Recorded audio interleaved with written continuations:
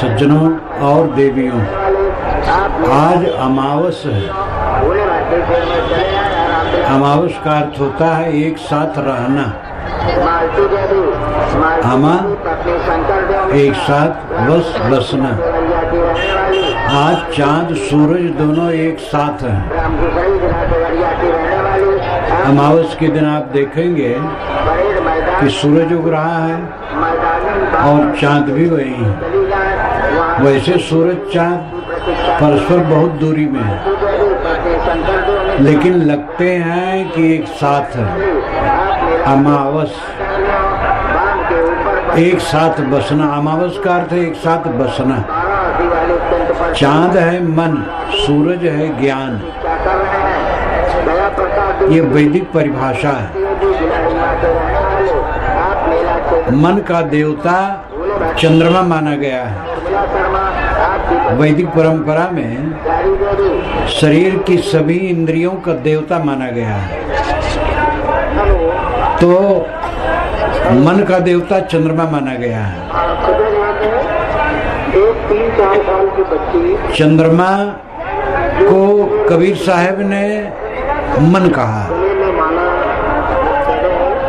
कबीर साहब की वाणी में भी मन के लिए चंद्रमा शब्द का सीधा प्रयोग किया गया है। ऊंची मत चंद्रमा गो अथई, जिसकी बुद्धि तुच्छ है उसका चंद्रमा डूब जाता है। इसका अर्थ है जिसकी बुद्धि मलिन है उसका मन कुकर्म में डूबता है, विषयों में डूबता है। तो साहब ने मन को चंद्रमा कहा है।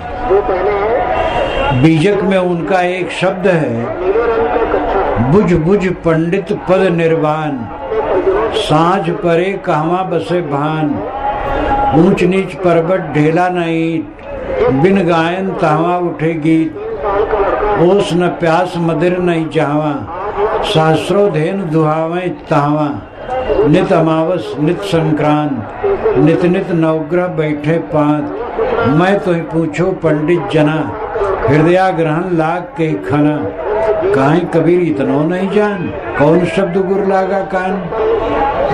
ये लंबा पद, बुझ बुझ पंडित पद निर्वाण। मैंने कल कहा था कि ज्यादा गूढ़ बातों को जब कहना होता है तो साहब पंडित को निमंत्रित करते हैं। योग की बात कहना चाहते तो योगियों को निमंत्रित करते हैं, और इस्लामिक बातों को कहना चाहते हैं तो मुल्लाओं को निमंत्रित करते हैं, और अधिकतम आध्यात्मिक प्रवचन संतों कह करके कहते हैं। ये उनकी विधा है। बुझ बुझ पंडित पद निर्वाण। अय पंडित, निर्वाण पद को बूझो। निर्वाण का अर्थ है बुझ जाना। जैसे दीपक जलता है, दीपक बुझ गया तो उसको कहते निर्वाण हो गया। और मोक्ष को भी निर्वाण कहते हैं, क्योंकि वहाँ वासना बुझ जाती है। बौद्धों में तो निर्वाण शब्द ही प्रचलित है मोक्ष के लिए।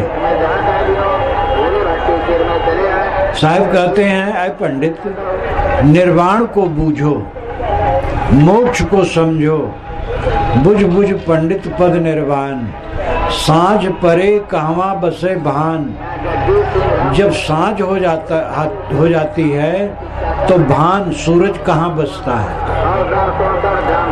अभी देखो धीरे धीरे सूरज नीचे जा रहा है। जब संध्या हो जाएगी तो सूरज कहाँ बसेगा। पुराण में लिखा है एक सुमेरगिर पर्वत है बहुत ऊंचा, सोने का, उसी के आड़ में हो जाता है। ऐसा कुछ नहीं है। साँझ होने पर सूरज कहाँ डूबता है, सो जाने पर जीवात्मा कहाँ रहता है, मोक्ष में जीवात्मा कहाँ रहता है, मरने पर जीवात्मा कहाँ रहता है। ये इसमें श्लेष के अर्थ हैं, चिपके हुए अर्थ हैं। जब आदमी सोता है तो आत्मा कहाँ रहता है। जब आदमी मर जाता है तो आत्मा कहाँ जाता है? जब समाधि में जाता है तो कहाँ जाता है? बुझ बुझ पंडित पद निर्वाण, साँझ परे कहवा बसे भान, ऊंच नीच पर्वत ढेला न ईंट। साहब कहते सूरज को छिपने के लिए ऊंच नीच ढेला ईंट की जरूरत नहीं है। आजकल तो बच्चे भी समझते हैं कि पृथ्वी घूमती है, घूमते घूमते सूरज की तरफ आड़ा हो जाता है, बस वही संध्या है। तो कोई उसको छिपने के लिए जरूरत नहीं है। जब नींद आती है तब वृत्ति लीन हो जाती है, मन शांत हो जाता है एकदम बीज रूप में, और दुनिया भूल जाती है। आत्मा कहीं जाता नहीं है। समाधि में संकल्प शांत हो गए, आत्मा कहीं जाता नहीं है। बिन गायन तामा उठे गीत, वहाँ बिना गाए गीत उठता है। निर्वाण के विषय में साहब व्यवहारिक बात कहते हैं। जिसका निर्वाण हो जाता है उसके अंदर में बिना गाए गीत उठता है। निर्वाण का मतलब है इस जीवन में रहते रहते वासना का बुझ जाना, तृष्णा, वासना, असंतोष, पीड़ा, मन का खत्म हो जाना, परम शांत, ये निर्वाण पद है। चित्त की शांति ही निर्वाण है। हम खलबलाते बहुत हैं क्योंकि हमारे मन के अनुसार सब होता नहीं है। परिवार के लोग विपरीत काम कर देते हैं, बात नहीं मानते हैं, उलझ जाते हैं, पड़ोसी ऐसा करता है, संबंधी ऐसा करते हैं, इसमें हम खलबला जाते हैं। चीजें घट जाती हैं इसलिए खलबला जाते हैं। प्रिय का वियोग हो जाता है, दुखी हो जाते हैं। अनसुहाता आदमी मिल जाता है, दुखी हो जाते हैं। साधना का अर्थ यह है कि इस बात को समझो कि ये जीवन भर मिलेंगे। प्रतिकूलता मिलेगी, विरोध मिलेगा,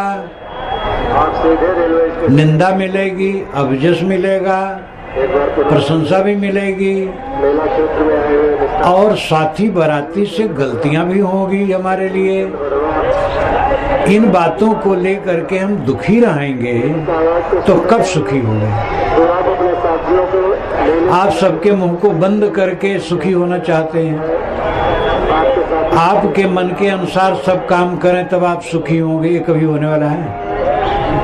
आप ही कितना ऐसा काम करते हैं जो दूसरे के मन के अनुकूल नहीं रहता है, लेकिन वो चाहते हैं। आपको भी सहना चाहिए। साधकों ने, ज्ञानियों ने ये अच्छी तरह से समझ करके निर्णय लिया है कि अपने को मारे बिना कोई अमृत नहीं पा सकता है। अपने को मारने का मतलब है अपने अहंकार को मारना। सिर झुकाए बिना सिर में लगने वाले ठोकर से छुट्टी नहीं है। अगर सिर न झुकाओगे तो ठोकर लगना। ठोकर नहीं चाहते हो तो सिर झुका के चलो, इसी में आनंद है। पत्नी से, पुत्र से, पिता से, भाई से, माता से, पड़ोसी से, सबसे सिर झुका करके चलो तो ठोकर नहीं लगेगा। नम्रता लेने में क्या नुकसान होता है? लड़का ही कुछ कह दिया कटु, उसका भी अपना स्वतंत्र व्यक्तित्व है, अपना अहंकार है, कह दिया। उसको सह लेने में क्या बुरा है? कह दिया तो उसके लिए मन में बैर बना लिए। अब उससे बात करते हैं तो कट करते हैं, क्रोध में बोलते हैं और बिगड़ेगा। कोई भी कट कह दिया, जिस समय आदमी कट कहता है उस समय वो भटक जाता है। वही बात वो मीठी भाषा में कह सकता है, लेकिन उस समय वो भटक जाता है तो उसे लड़ने की जरूरत नहीं है। उस पर दया करना चाहिए। वो तो बेचारा भटक गया, अब हम भी भटके तो कोई फायदा नहीं है। मीठा रहे। मीठे वचन बोलो, सब सहो, निर्वाण मिलेगा। निर्वाण क्या है? चित्त का उद्वेग शांत हो जाना, क्रोध काम लोभ मोह ये शांत रहें, मनोविकार शांत रहें, उद्वेग शांत रहें, ये निर्वाण है। जब ये निर्वाण मिलता है किसी को तो साहब कहते बिन गायन तहवा उठे गीत, बिना गाए वहां गीत उठता है। गाया जाता है तब गीत सुनाई देता है। साहब कहते हैं बिना गाए गीत उठता है। वो है अनुभव का विषय, अपने अंदर में अनुभव होता है, विचित्र अनुभव, आनंदमय अनुभव। वो देखता है, देखो ये भीड़ है, भीड़ नहीं है। अभी कुछ मिनट के बाद भीड़ उठ जाएगी। आप 10 दिन के बाद आएंगे तो यहाँ बियाबान लगेगा, 15 दिन के बाद तो सोना साना। सब कुछ की परिवर्तनशीलता उसने वह निरंतर देखता है, वह जीवन के आगे देखता है। ये जीवन कब तक है? ये पानी का बुलबुला आजकल में फूट जाएगा। मेरा अपना माना हुआ शरीर मिटे, एक दिन बीतेगा, 2 दिन बीतेंगे, महीना बीतेगा, कई महीने बीतेंगे, वर्ष बीतेगा, कई वर्ष बीतेगा, बीतता चला जाएगा। 100 वर्ष 200 वर्ष कोई जाने बनेगा नहीं। मेरे पूर्वजों के शरीर छूटे बहुत दिन हो गए, मेरा भी शरीर छूट जाएगा। उसको पहले वो देखता है कि छूटा है, जो होने वाला है वो निरंतर देखता है। उसको उसके अंदर में कोई पीड़ा नहीं रहती है। एक आदमी खलबलाता हुआ आया, वो अंदर से मुस्कुराता है कि बेचारा एक कमजोर है, ये नहीं समझ पा रहा है। खलबलाने की क्या जरूरत है? शांत रहो, धीरज रखो, प्रेम से बात करो, मीठे हो जाओ, सिर झुका लो। रंग मंच पर नाटकी नाटक दिखाता है, राजा भी बनता है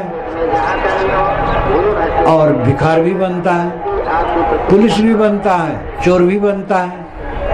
लेकिन वो जानता है न मैं पुलिस हूँ, न चोर हूँ, न राजा हूँ, न भिखार हूँ। वो केवल अपना पार्ट अदा करता है कुशलता से। एक बार कलकत्ता में नाटक चल रहा था, जो खलनायक बना था वो इतना कलाकार था कि इतनी चतुरता से वो अपना पार्ट अदा कर रहा था कि विद्यासागर जो महान ज्ञानी पुरुष, विद्वान पुरुष, वो बैठे थे, देख रहे थे। वो भूल ही गए, उठे और उस खलनायक को उठा के पटक दिए। तो खलनायक हंसते हुए खड़ा हुआ कि मैं सफल हो गया, खलनायक का पार्ट मैंने अदा किया। और विद्यासागर को ये भी ख्याल नहीं रहा कि ये नाटक कर रहा है, खल नहीं है। तो हम लोग रंग, इस जीवन के रंग मंच पर आए हैं। पत्नी का नाटक, पति का नाटक, पुत्र का नाटक, माता का नाटक, गुरु का नाटक, शिष्य का नाटक, समधी लमधी का नाटक कर रहे हैं। नाटक है सब। सच क्यों मानते हो? कोई गाली दे दिया, नाटक में मान लो बस। गाली दे दिया, बढ़िया है, आप गाली ना दो। आप गाली दोगे तब आपका नुकसान होगा, दूसरा गाली आपको देगा, आपका नुकसान नहीं होगा, उसका नुकसान होगा। बिन गायन तहवा उठे गीत, उसका अनुभव विचित्र होता है। वो संसार को देखते हुए नहीं देखता, सुनते हुए नहीं सुनता, जानते हुए मानो नहीं जानता। वो अपने आत्मा में लीन, आत्मतृप्त, सदैव आत्मतृप्त रहता है। निर्वाण की यह दशा है। उठत बैठत कबहू न छूटे, ऐसी तारी लागी। उठते बैठते उसका ध्यान अपने में रहता है। ओस न प्यास मदिर नहीं चावा, शास्त्रों देन दुआवें तावा। वहाँ पानी के नाम पर ओस कण भी नहीं है और उसका प्यास भी नहीं है। मतलब है न वहाँ भोग है न तृष्णा है। ओस, तृष्णा, और उस भोग और प्यास तृष्णा, तो भोग और तृष्णा वहाँ कुछ नहीं है, कोई मंदिर वहाँ नहीं है, लेकिन सहस्रों धेनु दुहावे तावा, हजारों गायें वहाँ दुही जाती हैं। ये हजारों गायें कहाँ दुही जाती हैं? गाय का महत्व तो पहले ज़्यादा था, अब तो जमाना ऐसा बदल गया है, गाय ही धन रही। एक जमाना ऐसा था, अगर आपको तलवार खरीदना है, एक गाय ले जा करके दुकान पर दे दी है, और एक गाय से जो 2-3 तलवार मिली ले आए। और कुछ खरीदना है, गाय ही सिक्का रहा, लेकिन धीरे धीरे फिर सिक्का बना, तब भी गाय का महत्व ज्यादा था। पहले जमाने में रजवाड़ों के गायें इतनी होती थी कि साल भर में एक बार उसके लिए गणना करना होता था, चिन्ह डालते थे। महाभारत में एक कथा सब आती है, गोधन प्रथम धन। हजारों गायें जहाँ दुही जाएं, वो बहुत धनी आदमी माना जाता है। साहब कहते हैं, उस निर्वाण प्राप्त शांत आत्मा के जीवन में हजारों गायें दुही जाती हैं। हजारों गायें क्या हैं?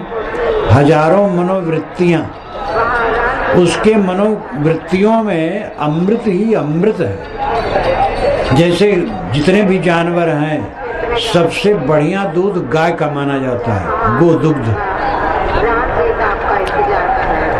विवेकवान जिन्होंने निर्वाण प्राप्त कर लिया, जिसका मन शांत है, उसके अंदर में हजारों गायें दुही जाती हैं, यानी उसकी मनोवृत्तियां सब आनंद वर्षणी होती हैं। उसके विचार निर्मल प्रवाह में होते हैं। उसके मन में काम नहीं, क्रोध नहीं, ईर्ष्या नहीं, द्वेष नहीं, चिंता नहीं, उद्वेग नहीं, उलझन नहीं, हानि की चिंता नहीं, लाभ का कोई पुलकाव नहीं।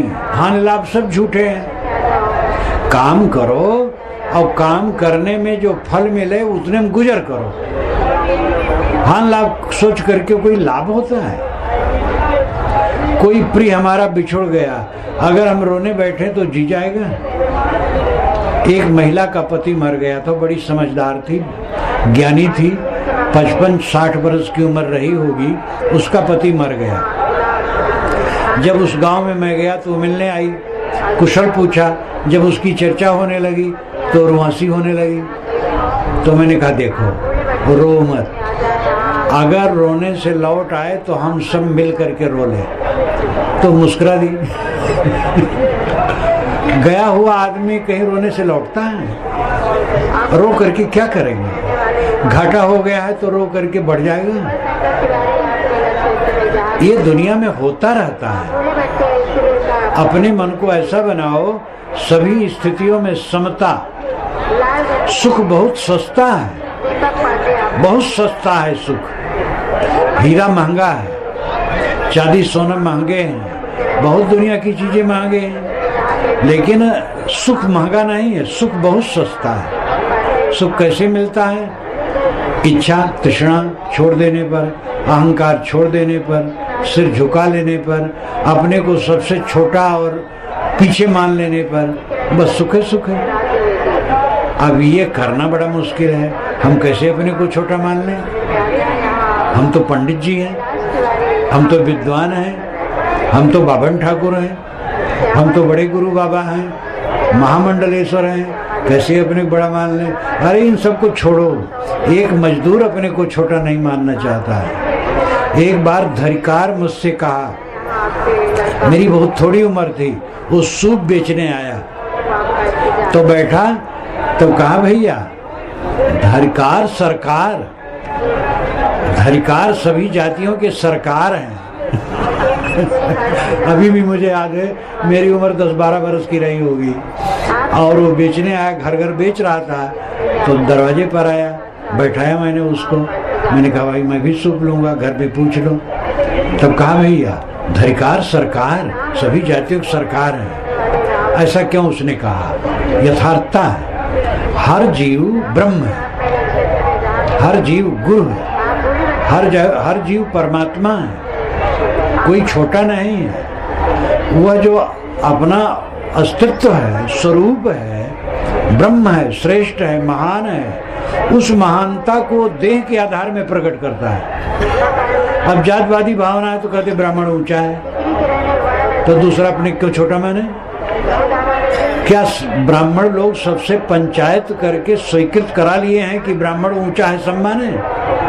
अपने मने ऊंचा बना लिए अपने को और ऐसे राजनीतिबाजी कर लिए और यहाँ तक कह डाले कि ब्राह्मण चाहे कुकर्मी हो पवित्र है और शूद्र चाहे कितना पवित्र हो नीच है, तो अपने मनमानी बना लिए। इस पर तो एक कहानी आती है कि एक बहुत बड़े अच्छे विद्वान ब्राह्मण थे और तपस्वी थे और मानवतावादी थे, वो ये सब नहीं मानते थे। और पांच या सात ब्राह्मण ऐसे तपस्वी थे जो बहुत अहंकारी थे अपने ब्राह्मणत्व के। तो वहां गए, खड़ाऊ पहने और गए और कहे कहाँ हो, कहाँ गए हो, कहाँ हो तुम लोग हो? एकदम अशिष्टता पूर्वक थोड़ा अकड़ करके बोलने लगे। तो अंदर से लोग सोचे भाई कौन आदमी आ गए, बड़ा अशिष्ट है। पंडित लोग निकले, अरे कहे तो महापुरुष हैं, आए सब झुक गए। उन्होंने कहा ये बताओ तुम्हारे 7 पीढ़ी के पहले तुम ये जानते हो कि तुम्हारे घर की स्त्रियां कहां से गर्भवती हुई हैं? कहे तो नहीं जानता हूं। कहे तो तुम कैसे अपने को शुद्ध मानते हो और दूसरे को शुद्ध मानते हो? बहुत फटकार है। तो ब्राह्मणों में भी ऐसे विचारक हुए हैं जो मानवतावादी थे, तो मान करके हम अहंकारी बने बैठे हैं। सब जीव ब्राह्मण है, सब देहधारी ब्राह्मण है, क्योंकि सब में ब्रह्म बैठा है। ये तो महाभारत में आता है कि ब्रह्मा जी की संतान होने से सब मनुष्य ब्राह्मण है, सब प्राणी ब्राह्मण है। अब अपना कर्म जैसा कर्म हो वैसा ऊंच नीच होते हैं। तो अहंकार हमारा, हम अपने अहंकार का पोषण करते हैं। बोध होना चाहिए सब जीव ब्रह्म स्वरूप हैं, इसलिए सब जीव अपने को बड़ा कहना चाहते हैं, लेकिन वो देह को लेकर के कहना चाहते हैं। ज्ञान हो जाए तो ये हो जाए कि देह मिट्टी का लौंदा है और उसमें बैठा हुआ चेतन सबका समान है। यही वास्तविकता है। कबीर साहब ने इसी पर जोर डाला है। ऊंच नीच की भावना करके हमने अपने हिंदू समाज को तोड़ा है। वेद की ऋषि क्या कहते हैं? मनुर्भव जनया दिव्यम जन्म, मनुष्य बनो और दिव्य जन समाज पैदा करो। वो ये नहीं कहते ब्राह्मण क्षत्रिय बनो। मनुर्भव मनुष्य बनो, जनया पैदा करो, दिव्यम जन्म दिव्य जन समाज पैदा करो। समानी प्रपात सौ अन्न भागा, एक साथ भोजन लो और एक साथ जलाशय का जल पीने की जगह एक हो, भोजन करने की जगह तुम्हारी एक हो। सब आपस में सम गच्छद्धम सम बदद्धम समो मनान जानताम देवा भागम यथा पूर्वे संजानाना उपास्ते। ये ऋग्वेद के अंतिम सूक्त का मंत्र है कि हम लोग साथ साथ चलें, साथ साथ बात करें, साथ साथ सब अच्छा काम करें, मेल मिलाप की भावना। तो अहंकार हमारा क्यों है? क्योंकि सब आत्मा एक समान और उच्च है, स्वभाव से ही उच्च है, कर्म से ऊंच नीच और हो जाते हैं। तो जिसका मन निर्मल हो गया उसके अंदर में बिना गाए गीत उठता है, पवित्र अनुभव, और उसके जीवन में हजारों गायें दुही जाती हैं। गाय दुही जाने का मतलब है उसकी हजारों मनवृत्तियां आनंद वर्षणी रहती हैं, सारे विचार आनंददायक, उसके चित्त में क्लेश नहीं रहता है। क्लेश होता है काम क्रोध लोभ मोह द्वेष ईर्षा, ये सब होने से क्लेश होता है, चिंता फिक्र उद्वेग। जिसका मन निर्मल है तो सब समय उसके चित्त में आनंद की धारा बहती है। यही हजारों गायों का दुहना है। बिन गायन तहवा उठेगी, उसने प्यास मदिर नहीं जावा, सहस्रों दिन दुहावे तहवा। नित अमावस नित संक्रांत, नित नित नवग्रह बैठे पांच। वहाँ नित्य अमावस है और नित्य संक्रांति है और नित नित नवग्रह एक पंक्ति में बैठते हैं। ध्यान दीजिए इन बातों पर। आज अमावस है और साल भर में कुल 12 अमावस है। साहब कहते हैं ज्ञानी के जीवन में नित अमावस है। कैसी खोपड़ी थी उनकी, वे कहते रोज अमावस है, क्योंकि ज्ञान और मन जब जिसका एक साथ हो गया रोज अमावस है। चांद और सूरज रोज एक साथ रहें तो रोज अमावस रहेगा।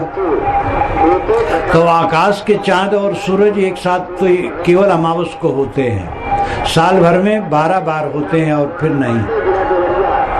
लेकिन ज्ञानी के जीवन में चांद मन, सूरज ज्ञान दोनों एक साथ सब समय रहते हैं।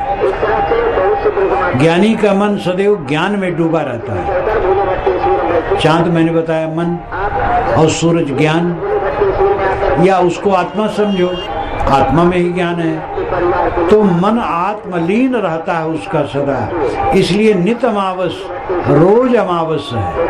अमावस पर्व माना जाता है। अमावस के दिन पुण्य करने से बड़ा ज्यादा लाभ होता है। पंडितों ने उत्साह भरने के लिए सब बताया, परंतु ज्ञानी के जीवन में तो रोज अमावस है। एक महात्मा एक पेड़ के नीचे बैठे थे। एक ने कहा महाराज आप भजन नहीं कर रहे हैं, ऐसे बैठे हैं। तो कहे भजन कब करूं, मुझे सूतक लगा रहता है। सूतक जब लगता है तब कोई वैसा काम नहीं किया जाता है। तो कहे महाराज सूतक लगा है, आपके कौन है, आप तो अकेले बैठे हैं, न बाल न बच्चे न परिवार, कौन सूतक लगा है। कहे हमारे घर में रोज हरदम कोई मरता है कोई जन्मता है, इसलिए हरदम सूतक लगा रहता है। वो कहा महाराज हम समझ नहीं पा रहे हैं, अकेले बैठे हैं, आपका घर कहाँ है और आपकी कौन है। कहे देखो हमारा घर हृदय है, इसमें काम क्रोध लोभ मोह ये मरते रहते हैं और दया क्षमा शील संतोष से जन्मते रहते हैं। तो हरदम हमारे हृदय घर में जन्म और मृत्यु का प्रवाह चलता है, इसलिए हरदम हमें सूतक लगा रहता है। तो हम कब भजन करें। वो कहा महाराज तब तो आपसे बड़ा भजनानंदी कौन होगा, जिसके हृदय के काम क्रोध लोभ मोह मरते रहें और दया क्षमा शील संतोष जन्मते रहें, तो उससे बड़ा धर्मात्मा और साधक कौन होगा। तो साहब कहते हैं ज्ञानी के जीवन में नित अमावस है। मैंने अमावस का अर्थ बताया था, अमा एक साथ वस बसना। अमावस में 2 पद है, अमा और वस। अमा नाम एक साथ, वस नाम बसना। चांद और सूरज का एक साथ बसना अमावस है। और हमारे जीवन में मन और आत्मा का एक साथ हो जाना, मन आत्मलीन हो जाना, ये अमावस है। तो नित अमावस और नित संक्रांत, रोज रोज यहाँ संक्रांति है। संक्रांत का मतलब होता है एक ग्रह में, एक घर से दूसरे घर में जाना। जैसे लड़की विवाह हुआ तो विवाह के बाद जब ससुराल जाती है तो उसका संक्रमण काल है। संक्रमण काल बड़ा अद्भुत होता है। जो परिचित है, जहाँ से उसे प्यार फटकार सब कुछ मिला, वो घर छूट रहा है। ससुराल में जाती वहाँ सब अपरिचित है। जिसके साथ उसका ग्रंथि बंधन किया गया है उसके भी स्वभाव का पता नहीं कि वो कैसा है। तो एकदम अपरिचित घर में हो जाती है वो संक्रमण काल। संक्रांति का दिन भी बहुत बढ़िया माना जाता है। यहाँ शुरू तो होता है संक्रांति से ही। कौन संक्रांति कहते हैं? मकर संक्रांति। मकर संक्रांति से मेला शुरू होता है।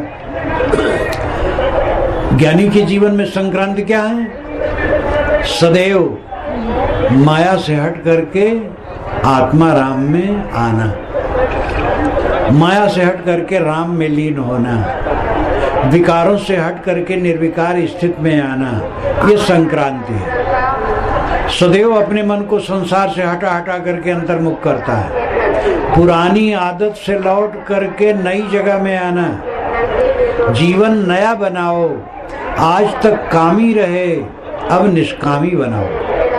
आज तक क्रोधी रहे, अब क्षमाशील बनाओ अपने को। आजकल तृष्णाल रहे आज तक, अब संतोषी बनाओ। आज तक बात बात में लड़ते रहे, अब गम खाना शुरू करो।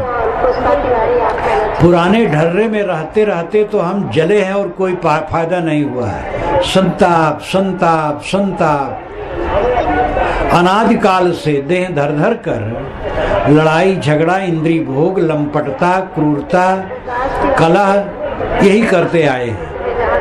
अगर यही आज भी करते हैं तो नया क्या कर रहे हैं? अब भोगों का त्याग, संयम, क्षमा, गम, संतोष, सिर झुका लेना, सबसे सिर झुका लेना। ये समझ लो, पत्नी से भी ये पुरुष लोग मानते हैं हम देवता हैं, और पत्नियों को आप लोग मानते हैं दासी। ये मध्य युग का संस्कार है, वैदिक संस्कार नहीं है। वेदों में मित्र माना गया है, पति पत्नी मित्रवत हैं। वैदिक युग में विवाह बाल विवाह नहीं होता था, लड़का स्वयं लड़की खोजता था। मैं पहली बार सन 1954 में छत्तीसगढ़ गया अपने गुरुजी के साथ भ्रमण में, तो वहाँ सुना कि लड़का ही लड़की खोजता है, दुल्हन खोजता है, या पिता बहू खोजता है। तो मुझे बड़ा उटपटांग लगा, क्योंकि मेरा शरीर अवध क्षेत्र में जन्मा, इधर तो लड़की वाले ही बेचारे खोजते हैं दामाद। तो मुझे बड़ा उटपटांग लगा कि ये क्या तमाशा है यहाँ उल्टा उल्टा। लेकिन और जब पढ़ने लगा और वेदों को पढ़ा, तब पता लगा कि वेद में लड़का ही, युवक ही पत्नी खोजता है, और विवाह जब तय होता है तो कोई दहेज नहीं मांगता है, दहेज स्वयं देते हैं। ये पहले जमाने से रस्म रहा वैदिक युग से। और पुनः विवाह नहीं, एक विवाह, और विवाह हो गया फिर छोड़ना नहीं। कोई वैराग हो जाए वो अलग बात है, वो कितना होता है बिरले को, वो तो धन्य है। लेकिन ये नहीं, ये विवाह छोड़ दो दूसरा कर लो। आज तो टूटन शुरू हो गई है, सभ्यता बढ़ रही है, विदेशी सभ्यता और प्रवाह डाल रही है यहाँ। तो आजकल धनियों में तो टूटन बहुत बढ़ रही है, तलाक बहुत बढ़ रहा है। तलाक का विधान पहले नहीं था, और लड़की का अधिकार माँ बाप के धन में नहीं था।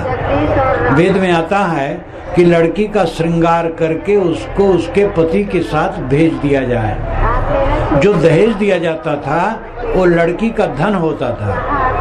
आजकल लड़की तो धन नहीं पाती है, ससुर सब गांठ लेता है, ससुर को खर्च भी करना पड़ता है, ये भी सच है। तो लड़का ही लड़की खोजता था, और मित्रवत पति पत्नी रहते थे। आगे चल करके बड़ी विकृति आई, बाल विवाह शुरू हुआ, और पुरुष लोग देवता बन गए और स्त्रियों को दासी बना दिए। धीरे धीरे इनका पढ़ना भी बंद कर दिया गया। वेद के मंत्रों की रचयिताएं 1 दर्जन से अधिक स्त्रियां हैं। मेरी एक पुस्तक है, वेद क्या कहते हैं। चारों वेदों के समस्त विषयों को 121 संदर्भों में रखा गया है। जो चाहे इसमें बुक स्टॉल में होगा, देख सकते हैं। और उसमें सब ये बातें बताई गई हैं। जितनी स्त्रियां वेद मंत्रों की रचयिताएं हैं, भूमिका ही में मैंने लिखा है, उनका नाम दिया है और नंबर दिया है। शूद्र जिनको कहते हैं वही वेद मंत्र के रचयिता हैं। वेद व्यास धीवरी के पुत्र और अंतिम वेद के संपादक वही हैं। पहले ये सब कंजूसी नहीं थी कि हम बड़े हैं तुम छोटे हो, सब में समता और प्रेम था। आगे बिगड़ा है। तो स्त्रियों पर पढ़ना बंद कर, पाबंदी लगा दी गई, नहीं पढ़ सकते हैं। शूद्र कहे जाने वाले समाज को तिरस्कृत कर दिया गया, वो नहीं पढ़ सकते हैं। कबीर साहब को ये बातें खली थी, और उनका विचार था कि मानव मात्र का अधिकार समान हो। भारत आजाद होने पर वो कानून के रूप में बन गया। आवाज समान अधिकार है। आज देवियों का अधिकार पूरा है और देवियों का रिजर्वेशन भी खूब हो रहा है। इसलिए ध्यान दो भाई, आप लोग अपने को देवता, इनको दासी मत मानना, मित्र मानो। इसलिए इनसे भी डरो। अगर आपकी पत्नी ने कड़ा कह दिया तो आप नम्र हो जाएं। पति कड़ा कह दे, पत्नी नम्र हो जाए। पिता कहने का अधिकारी है, चाहे कुछ कह दे, लेकिन पुत्र भी कह दे तो भी पिता को नम्र हो जाना चाहिए। पिता भी गलत न कहे, मीठा कहे। मीठे वचन में आनंद है।